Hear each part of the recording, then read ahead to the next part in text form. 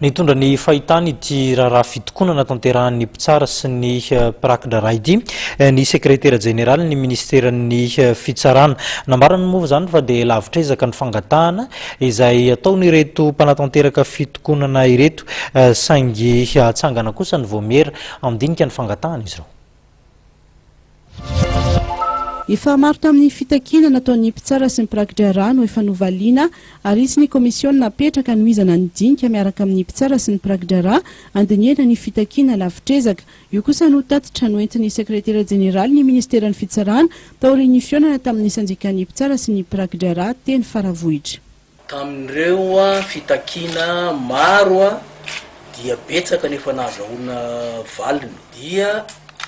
raha le fionana teo Assemblée générale na fionambe ny mpikambana ao anatin'ny syndicat no nanapaka an'le hoe anao grevy dia mazava ho azy kosa zany fa hoe tsy maintsy eo amin'ny ao anatrehany Assemblée générale ihany koa no manapahana hoe iverenana hiasa dia hitondra an'izay valin'ny fionana taty amin'ny ministera reo membre ao amin'ny birao ao amin'ny Assemblée générale zay mino fa